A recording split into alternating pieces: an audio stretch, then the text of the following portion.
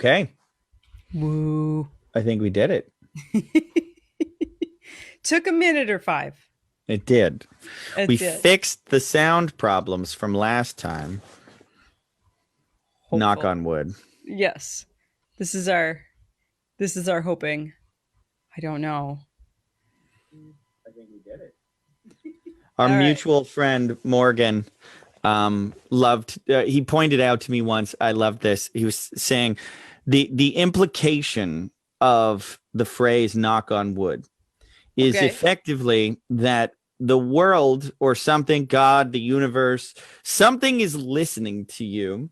Uh-huh. And if you say something good that happened to you, it's going to be like, oh, nope, you fucked it. No, I'm taking it away now. Like, you shouldn't have said that. Like, if you had said, now, if you knock on wood, then I can't take it away from you.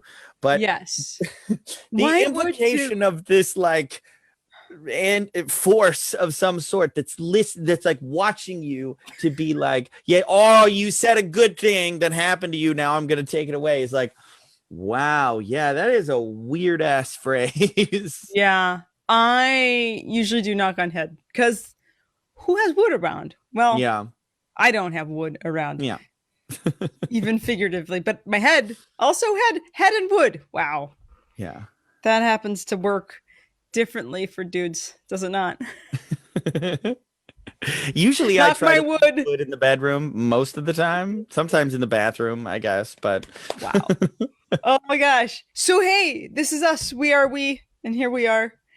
we are The Enlightened most Couch of us. Potato Show. I don't know. Are you alive? I'm like 80% alive. Yeah. Well, going from like engineer brain troubleshoot place to like, hey, I'm a person and I can communicate is really challenging for me. I used to say this when I was doing live sound for people, that when I would get into my like highly sensitive, the part of my brain that does audio engineering, it felt someone would come up and just ask me a simple question, just lovely person, just super lovely. And I felt as though I had to like the tiny version of me in my head had to like climb some ladder, like scoot through a gauntlet of tubes and over and through and then swing around a rope or something and land into like my communication brain and then like, what was that? And then find the words and like humanly like speak. It felt that slow and awkward, just like creep out of the old parts of my brain to engage as a human, which is probably why the grumpy sound engineer is a thing. Because I'm like deep in the recesses of this like hyper reptilian occipital animal brain plus maths of like cable connecting to like, and then somebody just, it's hard. It's very different skill sets. Yeah. I don't know why those things don't live in the same places in my brain. And they just don't. They got to keep one side, got to keep some of that stuff on the left side. Some of that stuff goes on the right side. It's just how it gets organized.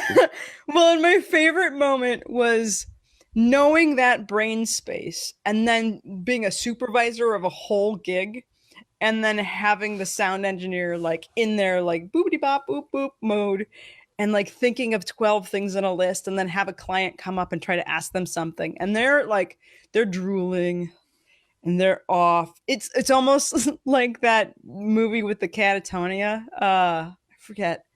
Awakenings, where like there's this whole world going on, but it's just in slow motion for these people. And so like they're oscillating. My sound engineer is drooling and oscillating in their world. And I was like, well, so let's give them like 7 minutes. They're in a different world right now. And I'm pretty sure we can we'll do that in just a moment. I can see that they're up to 20 things in Fiji on the inside of their brain. Like, what else can we work on? I don't know. Whew. Yeah. Painful. Well, you want to start the show? I suppose so. It seems like a good thing to do. 3, 2, 1. Hello and welcome to the Enlightened Couch Potato Show. My name is Nicholas Rave and this is Adrianne Gunn. And we, what do we do here in this show? We explore how to watch movies and TV for maximum psychological and spiritual development. That's our philosophy here in the Enlightened Couch Potato Show. Yes, we help you to TV deeply. I am excited because there were a couple of interactions in the world that are related to our show. For instance, in somewhat celebrity world, Gabby, what's her name? Is that her name? Oh my gosh. Oh, names. Uh-oh. Glennon, not Gabby, Glennon Doyle, I think is her name, and Abby, that's where it is. I call Gabby because Abby and Glennon are in a relationship together. Abby, the soccer player lady. What's her knuckle? Anyway, the two of them are in a relationship. Glennon wrote these amazing books, Warrior, Love Warrior, and some other Carry On Warrior, and Untamed recently. That's what released this year. So they sometimes will release videos on Instagram where they're capturing them in funny moments of the relationship, like one of them drinking the other's milkshake, and that's ridiculous, and who does that? And the other day they were Glennon was freaking out because they spent so much anxiety-ridden time trying to figure out what to watch on television next, and that's part of their lives. And then I was like, oh, I'm really good at this. I'm really good at figuring out what to watch next. If this is the collection of things that you enjoy, you should watch these things. Or even the idea that even helping people have a frame of mind to watch something that they weren't enjoying before, but figuring out how to watch it so that they can. So that came up, and that was pretty fun. A friend of mine is attempting to get me to do that as a service. And I was like, well, that's very like low dollar thing. But I might figure out how to do TikToks of like, if you love this show, here's some other stuff. I don't know. Yeah, that seems like a thing. You got to do it for the collective, like a database of some sort. Totally. Well, so there are 3 things that I've watched that I want to talk about. And I'm going to tell you, and then we can talk about how to talk about it. Cool? Okay. All right. So I finally finished Glow, not knowing that they were canceled. So I watched season 3 of Glow. And then last night I watched Creed 2. And I followed that up with Black Swan, which I know you've mentioned before. Yes, I'd love to talk about that. I never saw Creed 1. I heard it was fabulous as far as like, it was like, the way I heard it described was, this is a great movie, even if you don't like boxing movies. And if you like boxing movies, it's one of the best. Yes. Yeah. Well, I heard the second one did not live up to that, but I still haven't seen the first one. So what's funny is that it also builds on the sort of the Rocky movie, which is amazing that like the Stallone story is pretty phenomenal. I don't know if you know much about him. About how he got that movie written and produced. Yeah. And absolutely refused to let them have it unless he could play the lead role. And they were like, no, absolutely not. Yeah. And then Academy Award winning.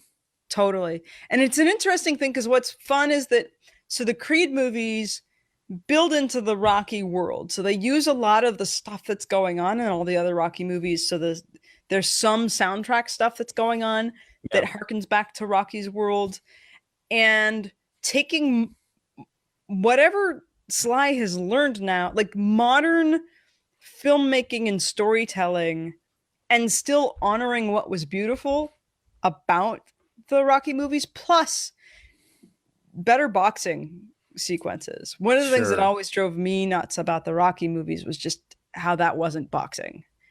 It's like weird street fighting. It's like, okay, now I'm going to do a slew of I get to punch you and no one has defense, like over and over giant punches. And then you do this. And I was like, that's not boxing. Right. And maybe it just made more sense for filming back then. I don't know. It seems like there's been an evolution from, like the early days of cowboy movies where they're like, I'm going to punch you now. Wham. And then the other person is like, oh, yeah, so ridiculous. And you just watch the fights. Or the one that I don't get is always fucking both hands in a fist, where they'll be like, I'm gonna swing this at you, like Star Trek, like the old Star Trek, is they would like hit the guy in the face with both of your hands like this, and they would swing it like that's a move. Yeah. So I feel like there's been an evolution of people that want to see something that's both impressive to watch and also feels more authentic. And like John Wick would be like the pinnacle of like gunfighting that is awesome to look at, but also feels like it has some degree of authenticity. Totally. And martial arts movies, there's like 2 martial arts movies. There's like fantasy kung fu stuff. And I'm good with that. Like I watched the movie and I'm like watching the fight scenes. I'm like, okay, this one is not meant to be realistic. But then there's some where they're like, no, the point is we want it to look kind of real. You know who I think probably did that first and maybe one of the best was fucking Steven Seagal. Oh, yeah. I had a roommate that we would just sort of play around sparring, and he loved mimicking Seagal's fighting style, which is Wing Chun, I think. No, it's Aikido. He was like a 6th degree black belt. He was one of the first Westerners to actually be allowed to teach in Japan. Teach Aikido. Nice. But he's a legit Aikido martial artist. The slappy thing where he doesn't leave his hands from your hands style too, which is also in Wing Chun. Well, there may be some overlap there, but I don't know. And I think he claims to have studied dozens of martial arts, which maybe he has, but he's also completely fucking nuts now. And maybe he was then, but fame did not do good things for that man. That and concussion. Like fame is traumatizing. I don't know if we've talked about that much on this show. It's something we can talk about at some point, but yeah. I love it when the choreography seems a bit more realistic. And what was always annoying to me in the Rocky films and others was where you've got these highly trained people who seem to not have defense. And I've taken a lot of boxing classes, and the thing that is yelled at people the most is hands up, hands up, hands up. Fucking hands exactly. Up. Right. And their arms are down like this while they're getting punched and punched and punched. So stupid. I'm like, and I know that there are heavyweights who have a fighting style with a lower thing and they bring it up, but they're positioned in a way where they can block some shit, and to not have any blocking. Yeah. So Creed is bigger and better than all of that. And we don't have to talk about it if you haven't watched it yet. No, I haven't seen it, but I heard it was really good. So Glow, tell me about Glow. I think that Glow is like, it's a love letter to wrestling. Now I know that the story Glow stands for Gorgeous Ladies of Wrestling, which really was a show back in the 80s. And I do remember catching some of it.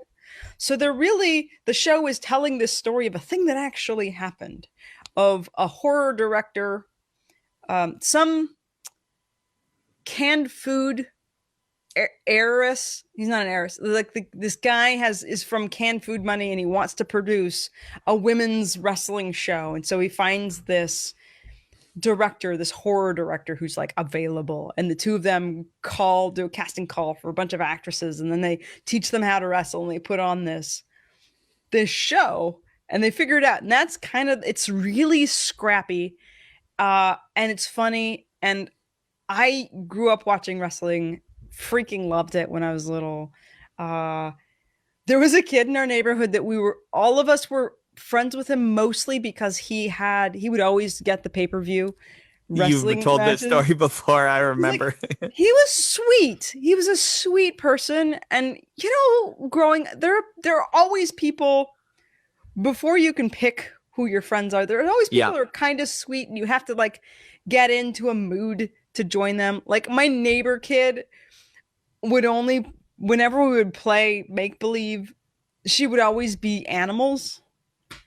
And so you're like wanting to play cops and robbers, and she's the horse, and we're like, I'm not gonna ride you, but cool, you'll just be like, that's the horse that hangs outside the precinct. I don't know, we gotta figure it out because she's home and we need people. This is mounted police. Here, like it in Central Park. Sure. Yeah. So So Glow is fun because it reminds me of this beautiful, aggressive soap opera that is wrestling, and this is before like massive arena events. I mean, this is like just before Hulk Hogan years and Andre. Like wrestling is not big money yet, and so it's kind of fun to see them put on their characters and figure out their stuff. And it's a little sad because season 3 was really written as though they knew that they were coming back for season 4. So really, it just sort of ends at this really sad, who knows what the heck is going on place. Hate that. And that's really hard. Yeah. I guess you have to write the end of the story for yourself in those cases, because I have those stories too, that they're just these open loops of seasons of something that never came back or sequels of something that you were waiting for. Yeah.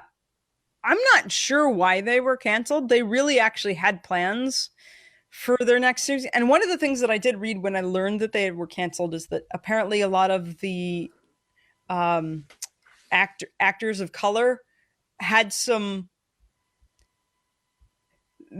challenges. Here's a weird, it's not a weird problem. So if you're playing a show that's based in the 80s and you have a lot of people of color, and one of the things that wrestling was doing like really stereotypically racist characters. And so now it's 20, mid 20 teens or whatever. And you gotta like, you're doing these roles set in a time, you're doing it, but then how do you write it in a way that you still make the characters in their real lives real and not stereotypical? And how do you address it? And do you address it? And how do you make it like without specifically saying, just to be clear, everyone, this is what was normal back then. How do you make like the good characters not seem like they're racist because they're allowing this to take place, where back then it was like, well, this was kind of normal. And yeah, like you can't be more woke than the 80s, right? But you also have to treat your actors well because you're putting this out now. Yeah, I think that's an interesting thing to grapple with, and I hadn't thought all too much about it. I was just letting myself enjoy the feistiness of people with very little money trying to figure out how to put on something rad. And because there's no one who's really killing it at life in this show. And so that's kind of cool because everybody's an underdog and it's a big team doing a collaborative thing and doing the best with the resources that they have. And that gets me really, really excited. I have a couple of wrestling anecdotes. Sure. I never got into wrestling. It was not a thing that I watched. I remember being peripherally aware of like Hulk Hogan. So lately I have watched a couple of podcast interviews with big named wrestlers. The first one was Diamond something or other. No, I'm not going to get it. I don't know. I'm thinking of like the $1 Million Man, but Diamond. No. Yeah. So there's a wrestler. He was a pretty big deal, from what I understand. He had stories about everybody, and he, like most of them, was in excruciating pain, and got super into yoga. And now has a training. Did you see the viral video of the guy who was like walking on crutches? He was in the military. He was jumping out of airplanes, and then the video shows his progression.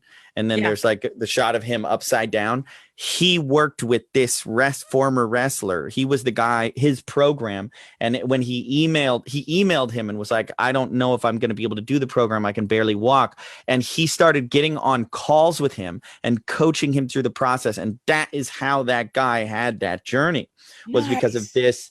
I want to say it's like Diamond Dog Taylor or something like that. It's like DDT or something.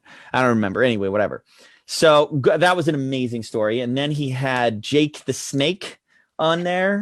Nice. And he told the story about somebody actually getting bit by a real snake in one of the things where Vince McMahon was like, yeah, no, this is gonna happen and you're gonna get hurt, and it like, this is real, like, not some of the stuff is fake, but not this was a real goddamn snake, and it really latched onto his arm, and he had all these stories about that.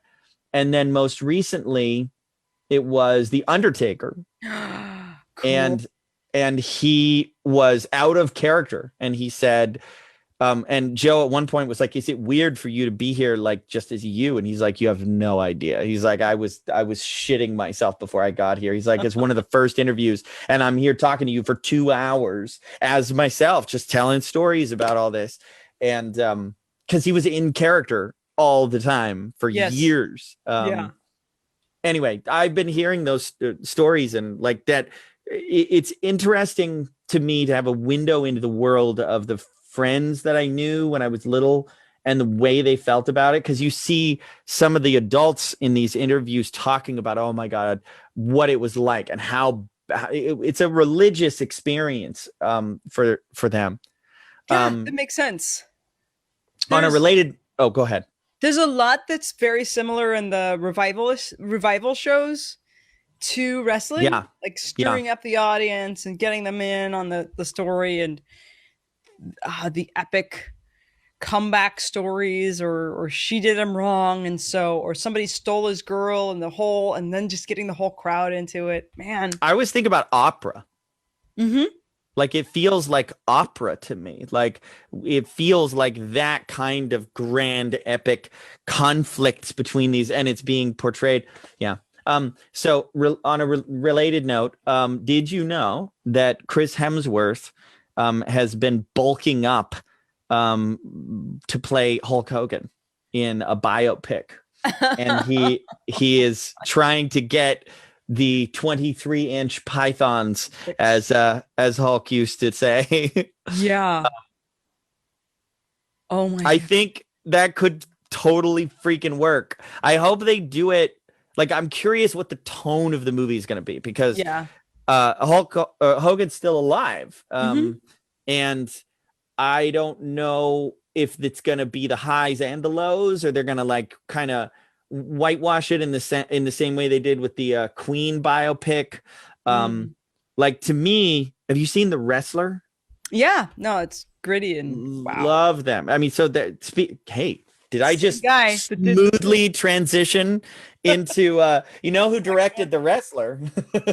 The same person who directed Black Swan. Black Swan. And those are two of my favorite Darren Aronofsky movies. So let's start with Darren Aronofsky is one of my favorite filmmakers of all time. Like, he's made some of my favorite movies. He made The Fountain. He made Black Swan, which I absolutely love. He made The Wrestler, which I think is a masterpiece. He made Pi, which is another movie early in his career that really stood out to me. It was his very first. I've never seen Requiem for a Dream, but I probably would like it, even though I've heard it's really hard to watch. Yeah. But Black Swan may be, it's easily one of my favorites of his. So I haven't seen it in quite a while, but I've seen it more than once. Yeah. But I'd rather, since you're fresh and you just now have an impression of it, I'd rather have you go first. Totally.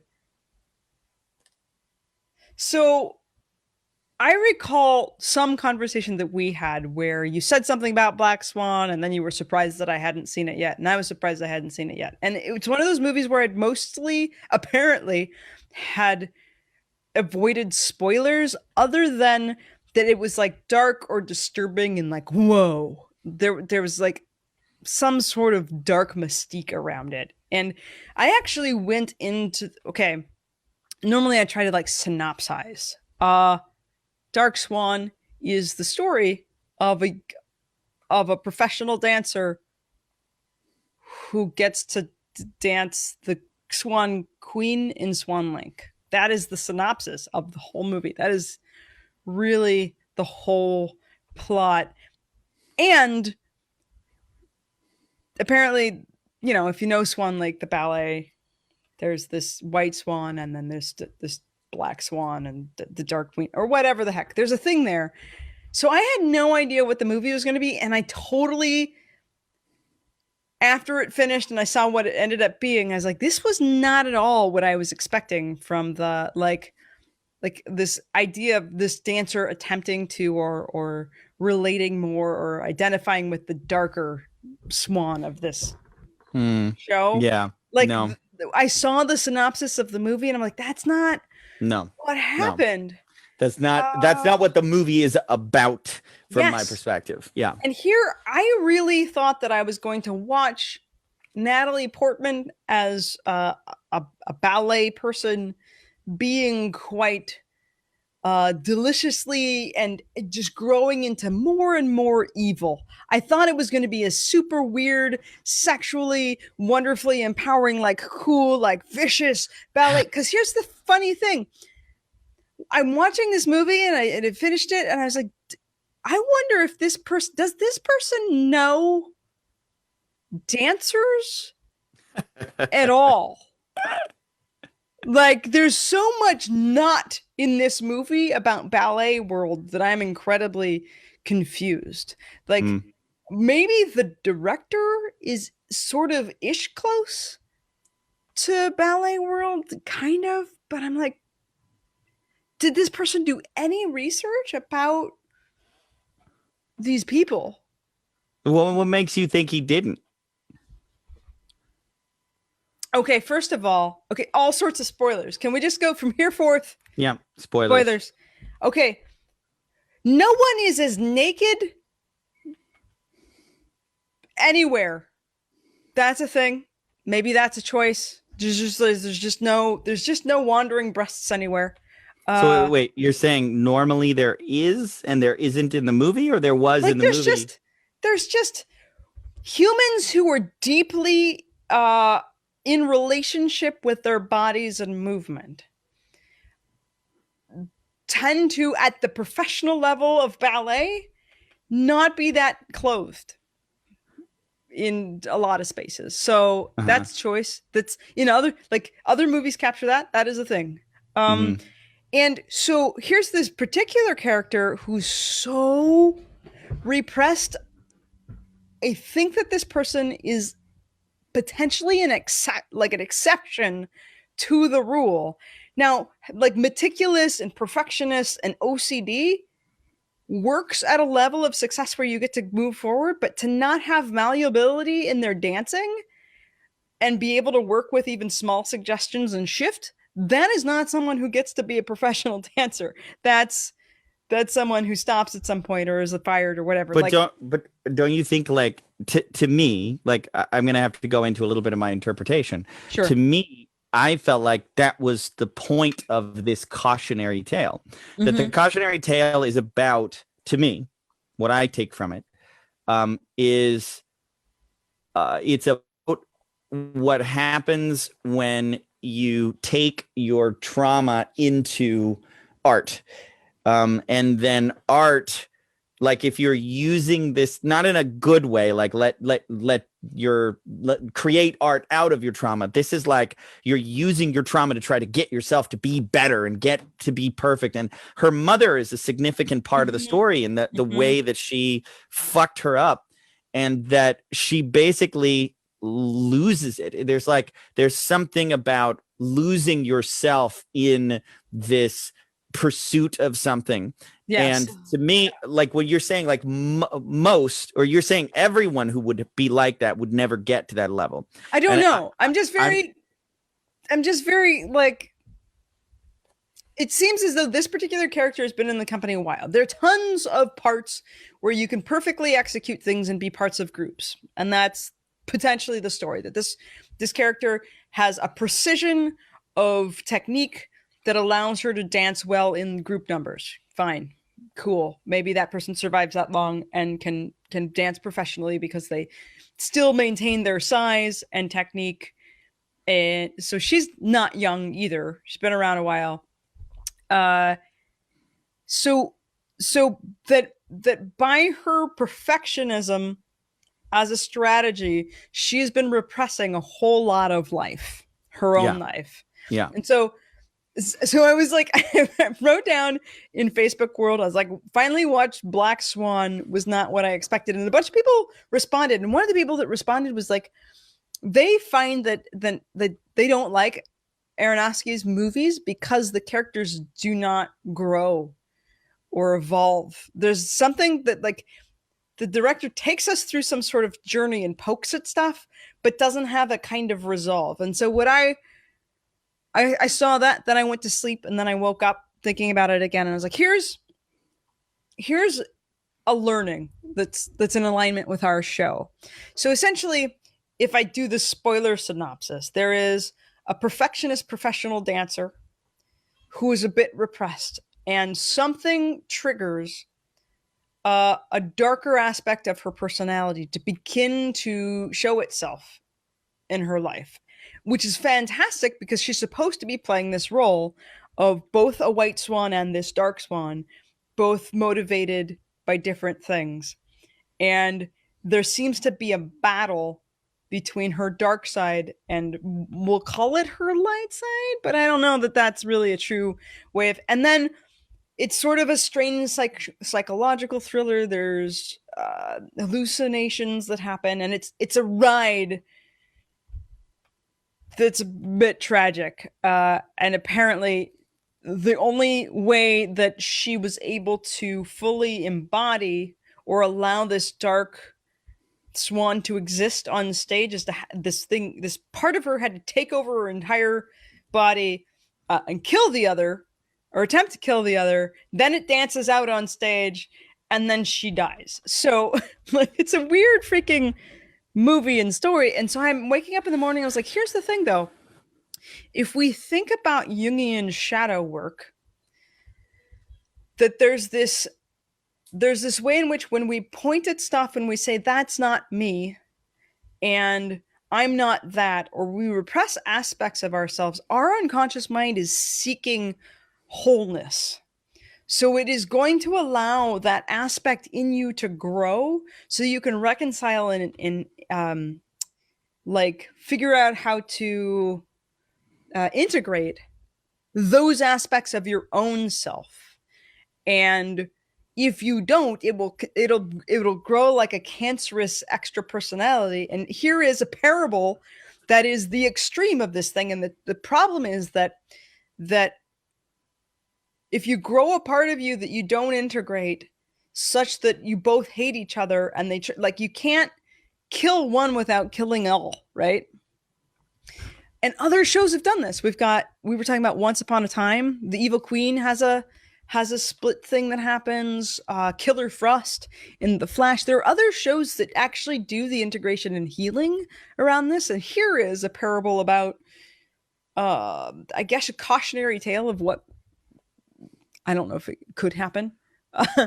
Tends to be when people don't integrate their shadow shows up, take over their body, and does antisocial things or sabotages stuff, or like pokes out in ways that make life really painful. But this one is like, oh, you've killed yourself because you didn't integrate the thing. So the comment they left about the characters don't grow. Mm-hmm. I have heard the argument made that we have become very limited as a culture in what kinds of stories we like, because there's certain stories that make more money than other stories. And so those stories get supported in a sort of Darwinian way. And then sort of everything ends up being like a kind of fast food of storytelling. Like, it's very easy to eat. It tastes good. It goes down easy. And then you're hungry for more. Yeah. In olden times, stories were more complicated than that. It wasn't like there's comedies and there's action and there's horror and that's it. Right. There was tragedy was a big one. And right. One of the theories around tragedy, first of all, Swan Lake is a tragedy. So Black Swan being a tragedy is a reflection of, it's almost a retelling of the ballet, the story of the ballet. So on top of that, the way that I see it is, one of the reasons we don't like tragedies is when we watch someone else grow we get the feeling of growing. And yes, part of you may be growing with them. But when you watch someone fail to grow, Mm-hmm. puts the onus on you to grow. When Right. I watch her fail to accomplish this spectacularly, then I have to go, what do I need to learn from this so I don't do that? And they're more challenging stories. And not saying everybody has to like them, like feel free to be drawn to what you're drawn to. Sure. And that's part of what I think is difficult with stories like this. Yeah. One of the things that was driving me a little crazy was that there's a man in a position of power who theoretically should have the skill set to bring out better performances in dancers. That's like his fucking job. Yeah. And he doesn't give, like, certainly she could be so closed off that she can't take feedback or do something with it, but like he has one strategy to attempt to help this dancer explore and expand and open up and embody something new on stage. Plus none of the other people where that's literally their job to do. Like no one had a skill set to help her embody the part that they gave her, which I thought was very, maybe that's realistic.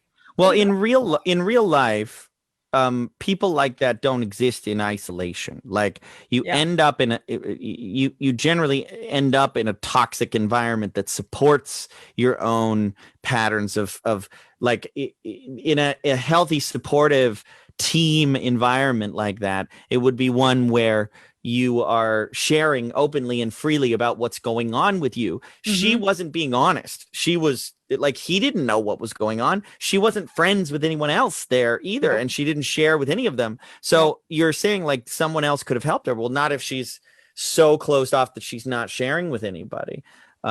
His one strategy to help somebody close down, emote with more freedom, sensuality, and sexuality was to just tell her she wasn't, and then sometimes try to make out with her and then be really disappointed that she had no idea how to seduce anyone. I was like, that's not saying his strategies were good. No, they were awful. So in a sense, he is also caged in the same way that she is. Like his directing is just as frigid as her dancing was. Well, it's interesting to imagine where the story goes as it continues. Like, what is his reaction when his lead dancer, who just gave the best performance ever in the history of whatever, and then he realizes she killed herself? What does that make him question about himself and his own? Like, there's a sequel about like the director. Did you know? Go ahead. Winona Ryder also beforehand, like her character, who was his princess, I suppose. That's right. I forgot. Throws herself in front of a car or a bus or something. Yeah. So that's two dancers in a row. Yeah. Maybe it's following you, dude. That's an interesting point. Did you know that Natalie Portman married her dance partner in the movie? No. Yeah, the dance partner in the movie, they hooked up while the movie was going on, and then they're married and have multiple kids now. That's awesome. I mean, I guess that there are probably ballet dancers who are very, very focused on not having lots of sex. Professional dance, I don't. Probably. They're all focused, but there's a lot of sex having going to find the one frigid dancer to tell this story about. I'm just like, to not be expressing seems like a gross generalization about dancers. Just it might be, but to specifically be a professional dancer and not have any ability to communicate that particular thing at that level doesn't. again, my interpretation of it is that is exactly how she ended up in this spectacular explosion, is that she was like trying to get there through tension and through repression and through control. And this is what happens when you climb to that level that way, if it was possible to climb to that level. And you're right in saying most people who have that kind of baggage they quit, or they don't get there, or they get kicked out or whatever. But the idea that she could just keep it together, and then she somehow gets to that level, and then the pressure is overwhelming, and her mother and all this, and that's why she fucking goes crazy. Right. Yeah. And the theory also is that apparently she'd always had this particular part that her mother was like keeping down for her. Like, she was always like scratching or picking. There was always something trying to get out. And so they would like tape her hands to keep this part of her locked down and inside. But I mean, that's all that the Alexander Lowen repression of the animal impulse and all that stuff. Yeah. I mean, totally. That's universal. I did say to this friend that I wonder what would happen if we watched the movie, assuming that the darker half was the protagonist. And that perhaps it was a story of growth and triumph. If we just she wins. She kills the oppressor. She escapes and she's free. Found the movie like highly disturbing, and they just couldn't. They didn't know how to exist or live after.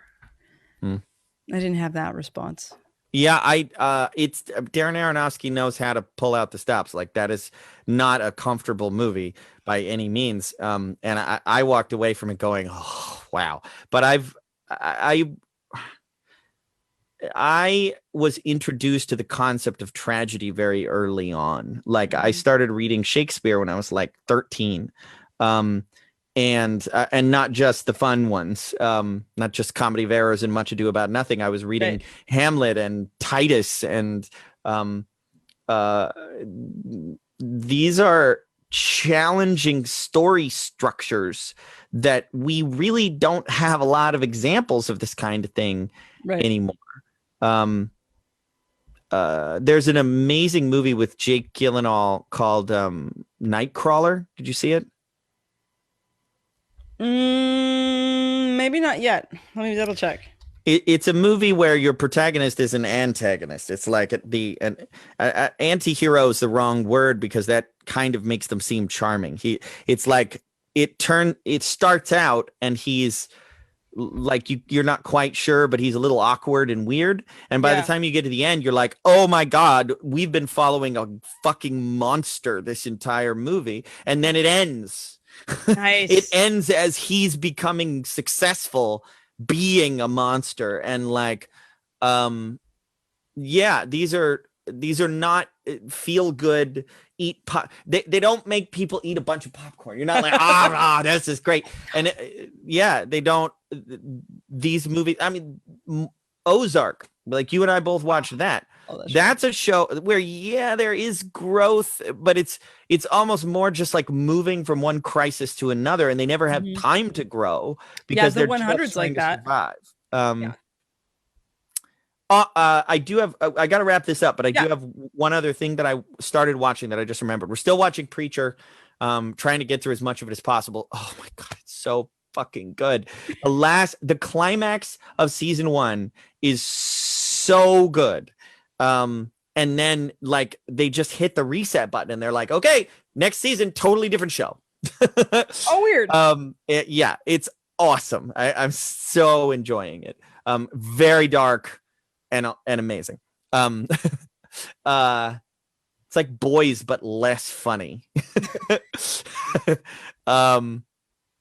Okay. So the other show that we just started, that I've never gotten around to is, Freaks and Geeks. Oh yeah. Judd Apatow. So I heard something. I was going through an interview series called Off Camera on YouTube. It's really lovely. Sits down with actors and directors and writers. Very unscripted, very casual conversation. It's kind of like Inside the Actor Studio, but a little more casual and no audience of college students. Sure. they're talking about the craft and the work, and I enjoy that. So there was one where they interviewed Seth Rogen, and that one is part of what made me want to watch Preacher, because I was like, oh, Seth Rogen is really smart. Like, he's not a stoner dumbass like he plays, and he's like understands movies and stuff. Yeah. And then they interviewed Judd Apatow in a different one, and he was talking about, he asked him, like, did you know what you had on your hands when you were making Freaks and Geeks, like one of the greatest TV shows, according to them, one of the greatest TV shows of all time. And he said, kinda. He's like, as soon as I got the script and I saw the name, he was like, oh, this is going to be a thing, because he's like, that's it. Yes. Freaks and Geeks. That's who we were. That is it. So then he starts reading it, and he's like, so then he described how they made it. And he's like, how did you get this incredible ensemble cast of just these real young, actually high school aged kids to pull this off? And he said, well, they did something that I've never heard of in TVs before. They didn't write the script until they had the actors. They had a general idea of who the characters were. Right. And they went out and they interviewed people, and they said they basically hired really fascinating people and then brought them in and had them, and then wrote the character around them. And they said not that is who they are on screen, but that they looked at them and were like, who can they play? Who is that person? And then all these stories emerged from, they said every single one of the cast members added to the story from their own experiences in high school. So he said the whole thing evolved out of this, like almost every single story you can point to. Yep, that really happened. This person experienced that, and this writer had that happen, and this actor had this happen. And after I heard that interview, I was like, all right, I got to go freaking watch that show. And I've watched 2 episodes so far, and I'm like, okay, yeah, like I can see why all of these people went on to be pretty big, because they're all amazing, and it's really wonderful. Nice. Yeah, I've considered watching that. I don't know that I have. Maybe I tried to watch 1 episode, or I looked for it and couldn't find it. I love that. There's a local company here in Portland that does very collaborative work.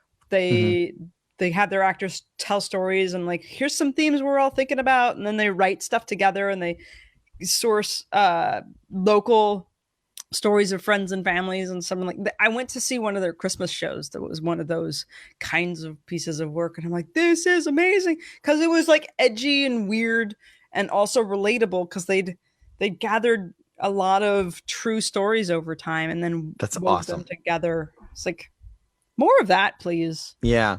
I really liked, and then they in the Seth Rogen interview, they said that when Seth Rogen and Evan Goldberg wrote Superbad, that they were modeling what happened on Freaks and Geeks, where most of that is just their experience in high school. It's just a different story, and worth checking out, by the way, if you want to go at least the Seth Rogen interview, and then check out anybody else. The Zach Galifianakis interview is also really good.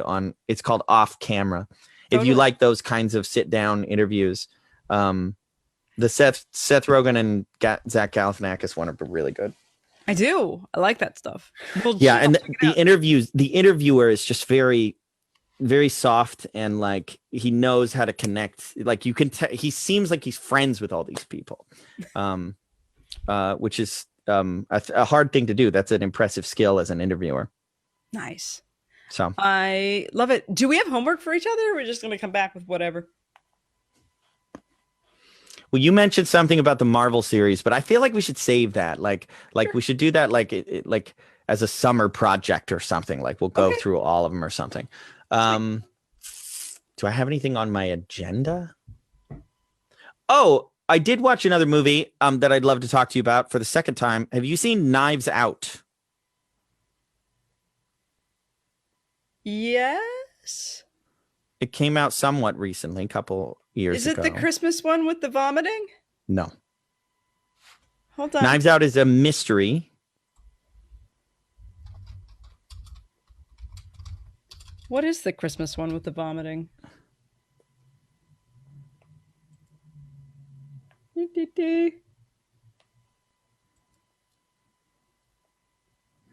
Riveting television. No, it's the Christmas one with the vomiting. I think it came out. Well, it's Last definitely it's it's not set at Christmas though. No. Yes. Oh, it just came out. okay. Around And that time. I'm sorry, vomiting. Yes, she tells up when she tells a lie. Yeah, that part. Yeah. Well, we could talk about that. I really enjoyed it. I watched it the second time and was like, wow, this movie's really good. Okay, But I'll watch it that's again. not homework because yeah, watch it a second time and see if you can pick up some because I want to talk about subliminal stuff. Ooh. Yeah. Okay. Picking up subliminal stuff specifically. Yeah, there was a lot of subliminal things that I noticed in it this time. Nice. So, okay, I'll do it. Okay. I'll watch All right. it. I love all those people. Yeah. If you have any assignments for me, let me know. But I got to run. Okay. Okay. TV Deeply, everyone. Bye.